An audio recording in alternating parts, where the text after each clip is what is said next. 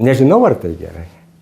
Jeigu dabar vaikas gimė, atlikom testus visus, pažiūrėjome į genomą ir sakom, kad žinai, va čia tu būsi šaltkalvė ar dar ko nors, tai gal jis nebus patenkintas.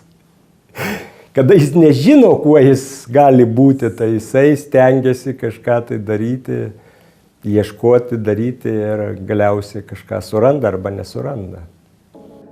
Iš savo tėvų ir protėvių paveldime ne tik akių spalvą ar tam tikrus gebėjimus, bet ir ligas.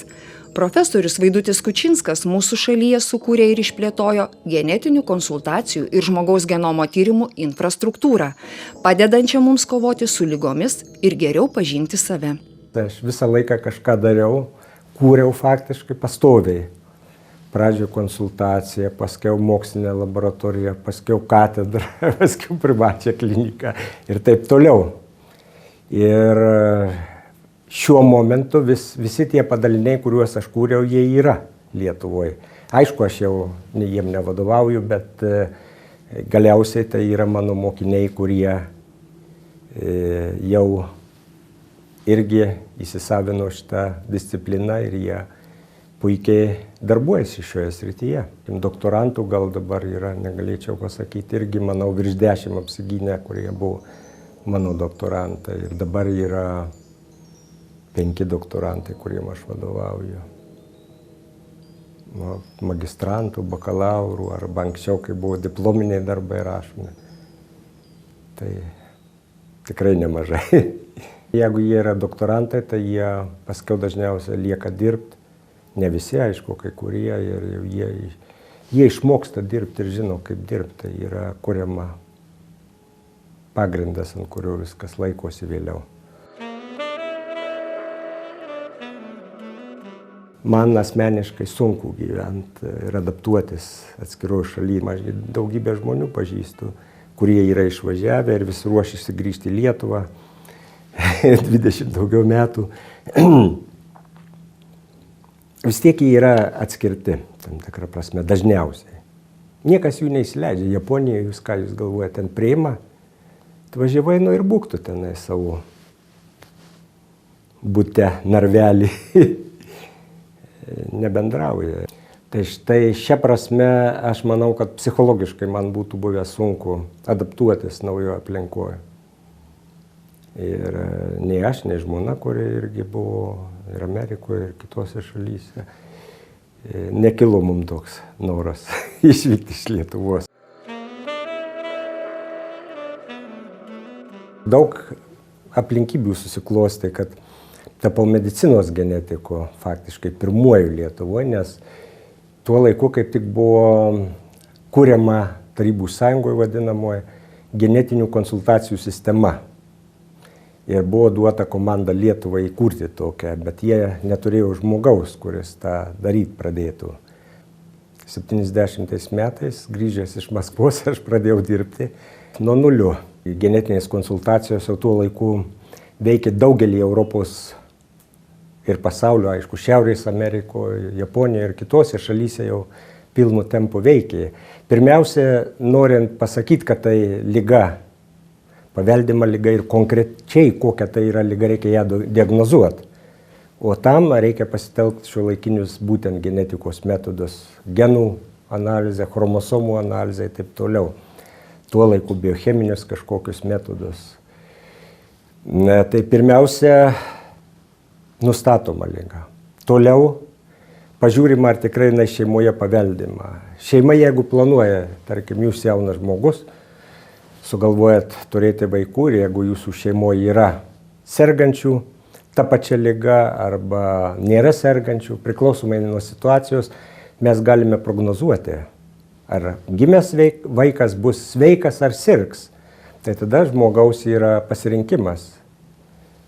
Nori susilaukti palikuonių, nenori susilaukti. Na ir galiausiai, jeigu prieisim prie šios dienos, tai pasirodo, kad jau nemaža dalis paveldimų ligų yra gydomos. Ir kartais labai sėkmingai. Ir būtent problema ta, kad jos nėra laiku diagnozuojamos. Jeigu jos yra laiku diagnozuojamos, nustatomos, gydymas yra efektyvus ir vaikas gali augti visiškai normalus, sveikas. Tai štai dėl tos priežasties irgi yra labai svarbu turėti tokią tarnybą šalyje ir kad šeimos, kurios pergyvena dėl to, gims vaikas sveikas ar sergantis, tai kad jie turėtų su kažkuo pasitart, profesionalų žmogumo, ne su būrėju ar dar kuo nors. Iš principo galima iš bet kokios medžiagos, kur yra DNR, nustatyti tėvystę. Aišku, kita vertus, jeigu žmogus yra, pavyzdžiui, šeimoje paveldi kokį nors ryškiai požymį, per tėvą eina, tai jeigu vaikas to požymio neturi, tai aš ir taip galiu pasakyti, kad nebūtinai tirti DNR. Jeigu jūs turite duomenų bazę, turite nusikaltėlio paliktą kažkokį pėdsaką, kur galite identifikuoti jo DNR profilį nustatyti, tai tada pažiūrėję duomenų bazę galite pasakyti, kad čia štai tą nusikaltimą padarė tas ir tas žmogus. Žmogaus genomas tai 4 raidėmis užrašyta 3 milijardų 200 milijonų rašto ženklų istorija. Tyrinėdamas ją, profesorius daug metų paskyrė tam, kad išsiaiškintų, iš kur kilo lietuviai ir kuo jie skiriasi nuo kitų planetos gyventojų. Man tas buvo įdomu ir dar nuo tarybinių laikų, kada tema nebuvo populiari, pavadinkim. Tada pradėjau domėtis ir vėliau jau tas įsivystė, kad iki to, kad šiandien, ką mes darome, tai iš vienos pusės apibūdinti lietuvio genomą, tačiau kitas uždavinys yra rekonstruoti, kaip jis atsirado ir galbūt prognozuoti, kokia bus ateitis. Galiu pasakyti tiek, kad lietuvių tauta tai nėra kažkur atskridus iš kosmoso ir čia nusileidus. Tai akivaizdu, kad migruojant žmonėm iš pietų į šiaurę, galbūt po paskutinio apledėjimo. Aišku, tas procesas buvo, negali pasakyti, kad vieną dieną sėdo ant arklių ir atjojo į čia. Taip nebuvo, tai buvo daugkartinis kraustymasis. Ir dėl to, aišku, žmonės yra visi panašus. Ir mes nuo kitų europiečių skiriamės labai nedaug. Bet tie skirtumai vis dėlto yra. Žmogaus genomas sudaryta maždaug iš 3 milijardų 200 milijonų raidžių. Raidės yra skirtingos 4, A, T, G, C. Tai dabar tam virš 3 milijardų raidžių mes randam tam tikrose vietose tam tikras raidės, kurios būdinga lietuviam labiau negu latviam arba estam. Na, tie tyrimai, kuriuos mes turim, tai didžiausi skirtumai Lietuvoje randama tarp šiaurės žemaičių ir pietų aukštaičių, tai yra dzūkai. Na ir jeigu mes pažiūrėsim istoriškai, kas čia buvo, tai ten buvo Kuršiai, ta pakrantė apgyvendinta kažkada, o čia Jotvingių, aišku, tam tikrą prasme palikuonys. Lyginama ne tik atskiros tautos tarpusavį, bet lyginama ir įvairūs organizmai ir bandoma apskaičiuoti, kada atsiskyrė evoliuciškai viena tauta nuo kitos ar viena rūšis nuo kitos.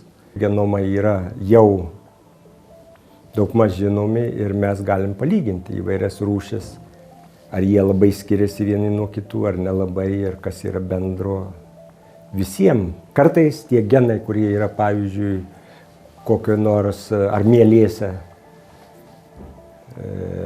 ir žmogui, kai kurie genai yra tie patys. Jie nieko nesiskiria. Mūsų skirtumai, pavyzdžiui, nuo žmogbeždžionių, tos didžiosios beždžionės kaip šimpanzė, gorila, skirtumai yra minimalūs apie 2%. Tie skirtumai yra tam tikruose genuose ir tam tikrų mutacijų, kurios lėmė tai, kad mes sugebam kalbėti, artikuliuoti.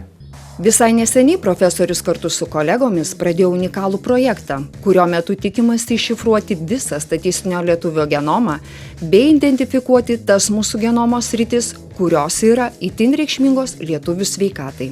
Tai štai šičia yra projektas, kurį mes pradėjom realiai šiais metais ir jis vadinasi LitGen.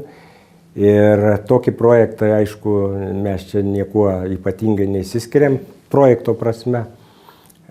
Tarkim, Anglai, Didžiojo Britanijoje planuoja ištirti 500 000 gyventojų, o mes keliasdešimt.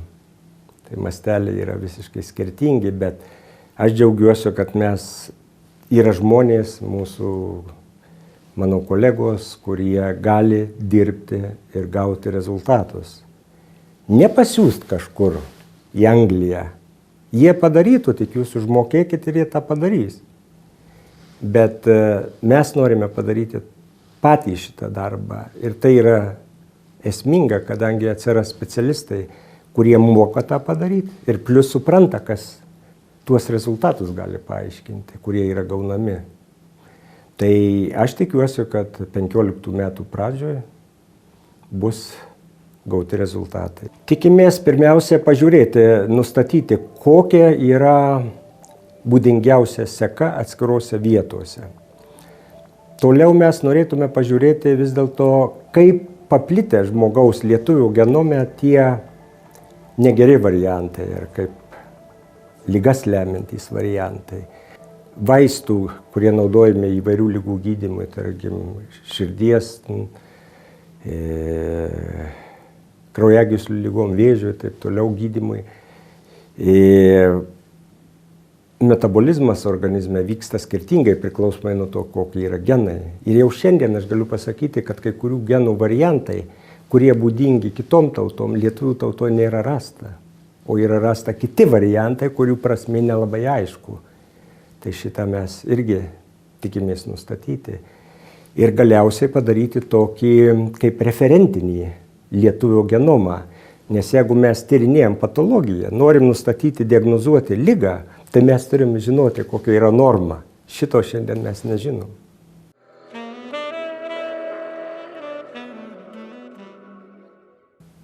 Kartais girdim tokias teorijas, kad štai ta tauta tai ten labai gabūs. Tai mano vertinimu yra rasistinis požiūris.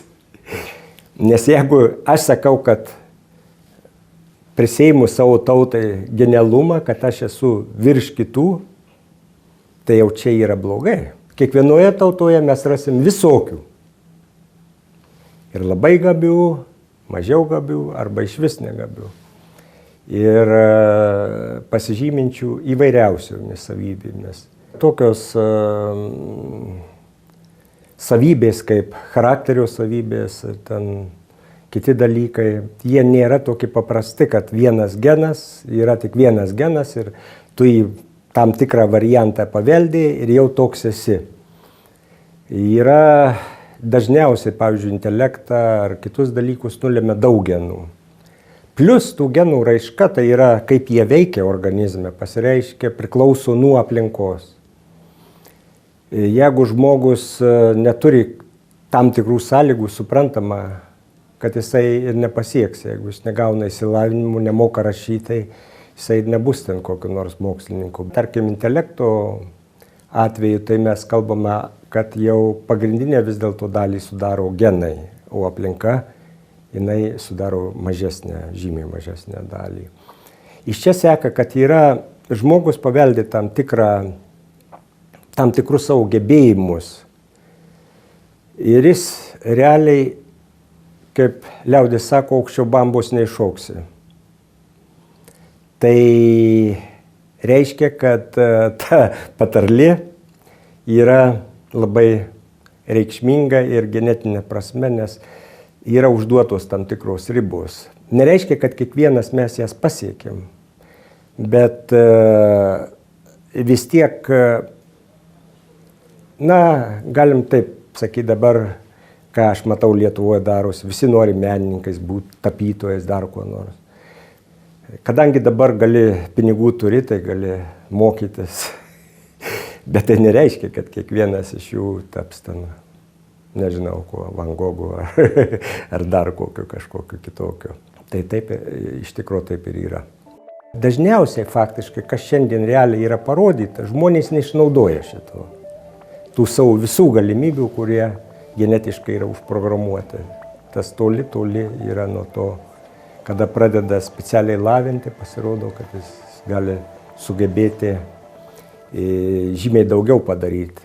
Problema yra rast tą sritį, kur tu gali daugiausia padaryti.